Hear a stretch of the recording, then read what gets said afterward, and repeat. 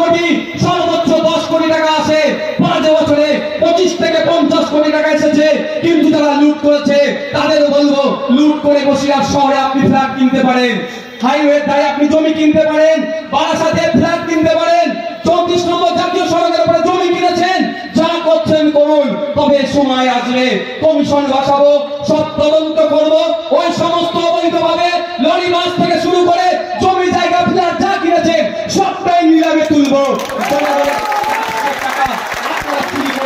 ওগুলোকে আপনারা বানিয়েছেন, নিলামে তুলে ওটা আবার কোষাগারে জমা দিয়ে জনগণের টাকাকে আবার জনগণের কোষাগারে জমা করে ও টাকা আবার জনগণের স্বার্থে খরচ করবো। আর যারা এই দুর্নীতি করেছে তাহলে কি কোথায় প্রেসিডেন্সি জেল, নাহলে তিহার দিল্লিতে পাঠিয়ে দেবো। আবাস যোজনা নিয়ে একটা ভুল বুঝাচ্ছে, বাড়ি বাড়ি যাচ্ছে বলে ভোট দিয়ে আবাস যোজনা হবে। সেই উদ্দেশ্যে মা বাপ ভাইদেরকে বলবো, ভোট দিয়েছেন বললে নেতা হয়েছিল, নেতা হয়তো ওরা চুরি করলো, ওরা চুরি করেছে বলে আজকে আমার 100 দিনের কাজটা বন্ধ আছে। এটা আপনাদের বলে রাখি, 100 দিনের কাজ বিজেপি নোংরা রাজনীতি করছে। এই ভোট আসছে জুন মাসের 1 তারিখে তৃণমূল আর বিজেপিকে 100 দিনের কাজের নোংরামির জবাব দেব। 100 দিনের জন্য একটা আইনকে তারা প্রাধান্য দিচ্ছে, অন্য আইনটা যেটা আমার বাড়ির বাপ ভাই মা বাপেরা কাজ করলো, প্রায় 20 লক্ষের অধিক যারা কাজ করলো তাদের টাকাটা বুঝিয়ে দিচ্ছে না কেন ভাই?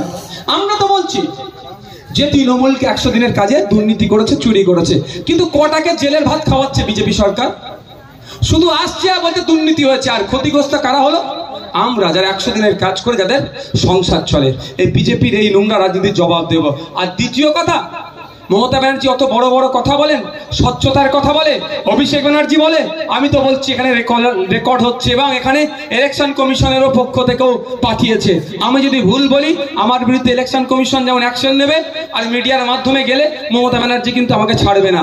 আমি যদি একটা শব্দ ভুল বলি আমাকে জেলে রাখার জন্য বন্দোবস্ত করবে। আমি এখানে বলে যাচ্ছি, এমনও গিয়েছে 100 দিনের কাজে যে আমরা কাজ পাচ্ছি না। সর্বপ্রথম দোষ হচ্ছে মমতা ব্যানার্জি সরকারের। বন্যা হয়েছে দাদা, যেখানে ডুবে গিয়েছে এই মমতা ব্যানার্জি সরকার শুধু টাকা কামানোর জন্য, লুট করার জন্য ওই জায়গায় দেখিয়ে দিয়েছে এতজন ওই দিনকে কাজ করেছে। ভাবতে পেরেছেন? আর বন্যা হয়েছে ওই দিনকে কাজ করবে কি করে সেই দেখিয়ে দিয়েছে। খাল খনন দেখিয়েছে, এত ফুট দেখিয়েছে, ওই মৌজায় আর কোনো জায়গায় নাই, সব পানি হয়ে গেছে। সে তথ্য আমার কাছে আছে, রেকর্ড হচ্ছে। আমি যদি ভুল বলি দিদিমণি আমাকে ছাড়বে না, ওনার ভাইপো হতে হলো আগে ধর বেটাকে, দিদির থেকে 1 গুণ কাঠি বাড়ানো, তো আমার পারলে আমাকে ছাড়বে কেন? ধরুক, এই তো ক্যামেরার সামনে বলছি আমি। এত খাল খনন দেখিয়েছে, ওই মৌজায় আর কোনো পানি মানে মাটি থাকবে না, সব পানি হয়ে যাবে, খাল হয়ে যাবে। এই লেভেলে দুর্নীতি করেছে। তো কারা? এবার হচ্ছে কথা, এই দুর্নীতির হাত থেকে বাঁচার জন্য মমতা ব্যানার্জি অভিষেক বাবু দেখেন বিশাল নাটক করছে, বিরাট নাটক করছে। দম থাকে তো কারো আমার সাথে চ্যালেঞ্জে আসুক। এই আওয়াজটা শুধুমাত্র রাজ্যের আইনসভার মধ্যে আমরা সীমাবদ্ধ রাখতে চাইছি না, এই আওয়াজটা আমরা দেশের আইনসভার মধ্যে পাঠাতে চাইছি। এই আওয়াজটা, এই কৃষকদের কণ্ঠটা, কৃষকদের বঞ্চিত বঞ্চনার যে শিকার হচ্ছে, এটা আমরা দেশের আইনসভার মধ্যে পাঠাতে চাইছি। তাই কৃষক বন্ধুরা, আপনারা যদি এগিয়ে আসেন, আপনাদের পরিবারের কথা ভেবে, আপনাদের ভবিষ্যতের কথা ভেবে, তাহলে আসুন আমাদের হাতকে শক্ত করুন। আমরা পার্লামেন্টে আপনাদের আওয়াজটাকে পৌঁছে দেবো, যাতে করে রাজ্যের আইনসভার মধ্যে, দেশের আইনসভার মধ্যে প্রত্যেকখানে কৃষকরা মাঠে ময়দানে লড়াই করে তাদের মাসিক করার আয় বাড়ে, তার লড়াই আমরা থাকবো। এবার আপনাদের উপরে নির্ভর করছে। ভাই আজকে আমার হাতে 1 গুচ্ছ এ দিয়েছে আপনাদের এখান থেকে, আর ট্রান্সপোর্টের কথা থেকে শুরু করে, এই দাদাগিরি তোলাবাজি থেকে শুরু করে, আবাস যোজনার ঘর দেওয়ার জন্য প্রতিশ্রুতি দিচ্ছে। এখন আপনাদের বলি, এই কটা করে সব ম্যাক্সিমাম জেলে যাবে।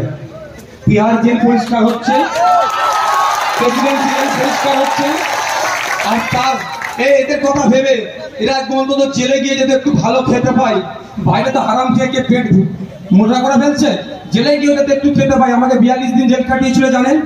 আমাকে যেই দিন পুলিশ কাস্টডি থেকে জেল কাস্টডি হচ্ছিল, আমার উকিল জজকে বলে ফেলেছিল যে আমার মক্কেল অর্থাৎ এমএলএ কে ডিভিশন 1 দেওয়া হোক, অর্থাৎ জেলে গেলেও ভিআইপি ট্রিটমেন্ট পাওয়া যায়। জেলে গেলেও ভিআইপি ট্রিটমেন্ট পাওয়া যায়। ওই দেখতে পাচ্ছেন না, কদিন ধরে পেপারে আসছিল এই কচি পাঁঠার মাংস খেতে ইচ্ছা করেছিল এই পার্থবাবুকে, এটা ভিআইপি ট্রিটমেন্ট পাওয়া যায়। নেতা তো আমরা, আমাদের বিশাল ব্যাপার। তো আমার এক ভাবে বলে ফেলেছিল, তখন কিন্তু এজলাস থেকে আমাদের বিশ্বজিৎ দাও ছিল, আমি বলেছিলাম যে আমার ভিআইপি ট্রিটমেন্ট লাগবে না, কারণ একাধিক আছে। আমি দুটো কারণ আজকে বলছি, সময় স্বল্প। প্রথম কারণ হচ্ছে চটে বসা লোক আমাকে ভোট দিয়ে আমাকে ভিআইপি বানালো। যেদিন কি আমার চটে বসা লোক ভিআইপি ট্রিটমেন্ট পাবে, তারপরে এই নেতা ভিআইপি ট্রিটমেন্ট নেবে।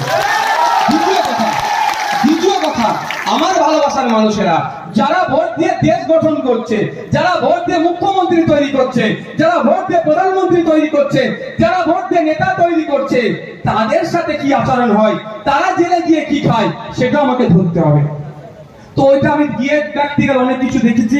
আমি বিধানসভায় বলেছিলাম যে স্যার, স্পিকার স্যারকে বলেছিলাম, স্যার যে মাছ কাটে তার হাত কেটে যায় না, একটু খোঁজ নিতে হবে। এত পাতলা, আমি কি পাতলা, আমার থেকে পাতলা মাছ। তো কেন বলেছিলাম, আমি তো বুঝতে পারছি লাইন এদের হচ্ছে, ছাড়াবে নাকি, একটাও ছাড়াবে না।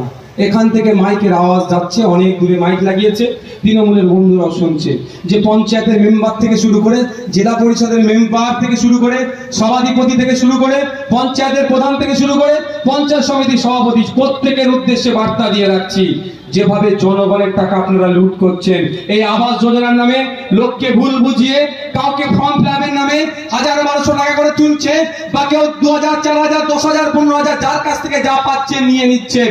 আবাস যোজনা দেবো, তার পরিবর্তে যার দোতলা বাড়ি, যার পাকা